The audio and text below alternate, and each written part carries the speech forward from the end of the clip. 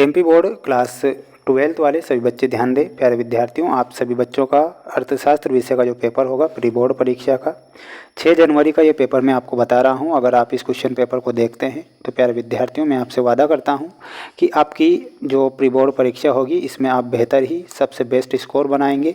इसलिए अगर आपको स्कोर बनाना है, अच्छे नंबर लाना है, तो प्यारे विद्यार्थियों पूरा पेपर आपको देख लेना है और अच्छे से इन सभी प्रश्नों को याद कर लेना है, क्योंकि पूरा का पूरा पेपर आपको बता रहा हूँ।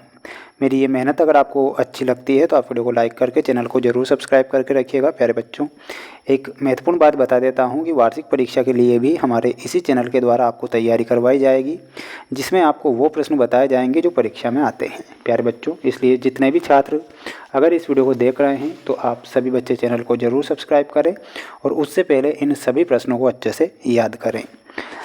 भारत में किस प्रकार की अर्थव्यवस्था को अपनाया गया है? प्यारे विद्यार्थियों, आपकी परीक्षा में प्रश्न देखने को मिलेगा।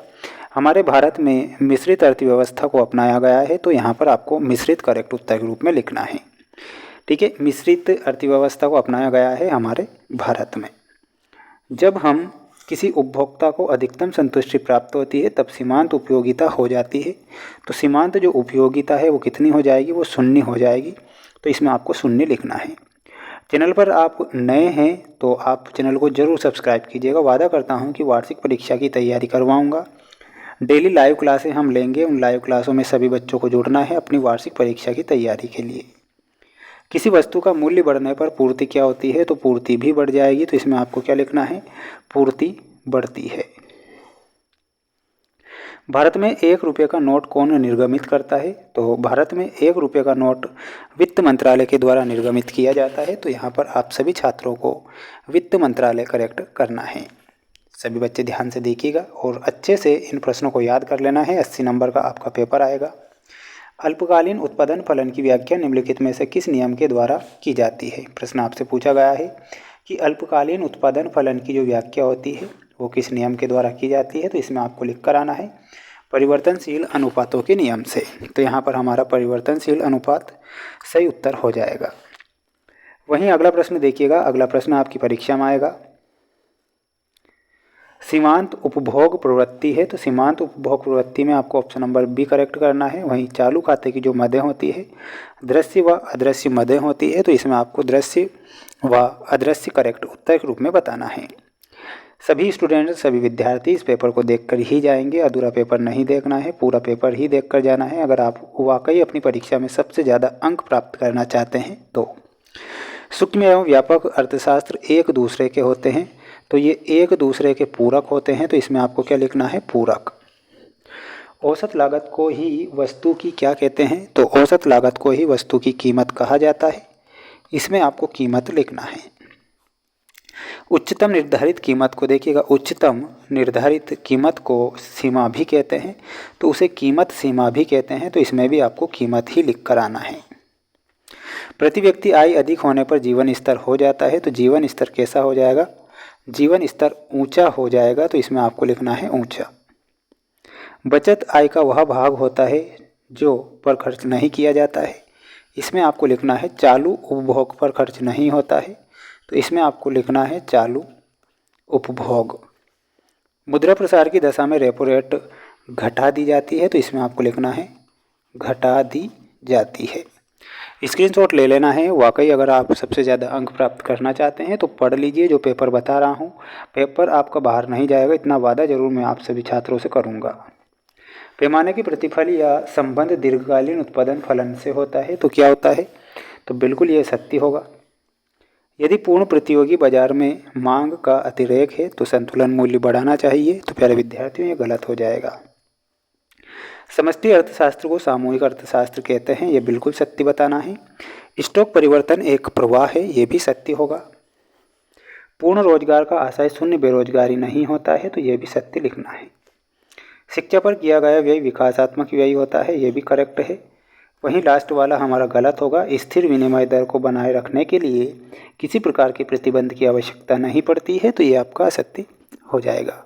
तो स्क्रीनशॉट ले लो, अच्छे से पढ़ लीजिए प्यारे विद्यार्थियों। पेपर अगर मैं बता रहा हूँ तो आपका पेपर बिल्कुल भी बाहर नहीं जाएगा, इसलिए ध्यान से पूरा पेपर देखकर ही जाइएगा। स्थानापन्न वस्तुएं, तो चाय एवं कॉफ़ी जो होती है वो स्थानापन्न वस्तुएं होती है। ऑप्शन नंबर ई। बेलोचदार मांग में आपका सही उत्तर हो जाएगा नमक। पूरक वस्तुएं गेंद व बल्ला होगी। The general theory of employment में आपका सही उत्तर क्या होगा? लॉर्ड किन्स, यानी कि ऑप्शन नंबर ए से मिलाना है। आय एवं बचत दोनों परस्पर एक दूसरे से प्रत्यक्ष संबंध रखते हैं। पूर्ति अपने लिए मांग स्वयं उत्पन्न कर लेती है, ये कथन जेबीसे का था। तो ऑप्शन नंबर बी से आपको मिलाना है। स्क्रीनशॉट ले लो और सभी बच्चे जितने भी छात्र वीडियो को देख रहे हैं तो चैनल को ज़रूर सब्सक्राइब करना, क्योंकि आपका ही चैनल है। ये छोटा सा चैनल आपके लिए मेहनत अगर कर रहा है तो आपको भी मेहनत करना है, ठीक है। वहीं अगला प्रश्न देखिएगा। अगला प्रश्न ये रहा आपकी स्क्रीन के सामने।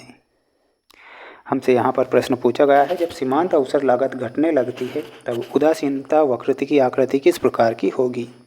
तो आकृति हो जाएगी उन्नतो दर। तो इसमें आपको क्या लिखना है?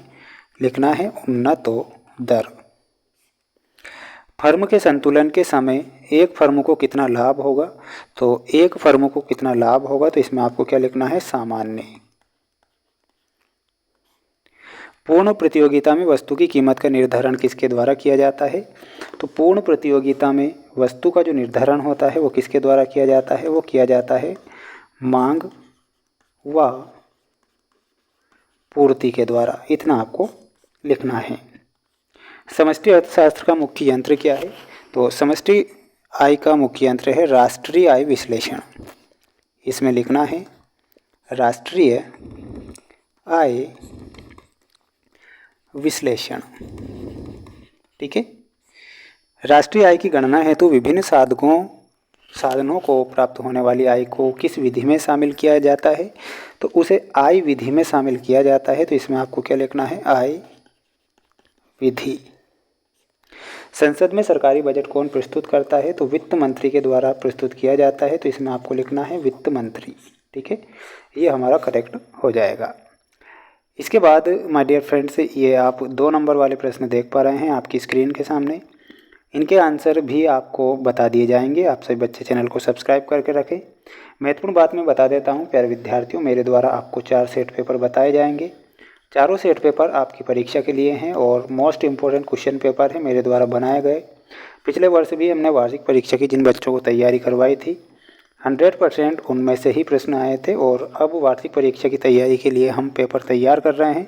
उन्हें आपको देखकर जाना है, अच्छे से मेहनत करना है। सभी बच्चों को बेस्ट ऑफ लक। जय हिंद, वंदे मातरम।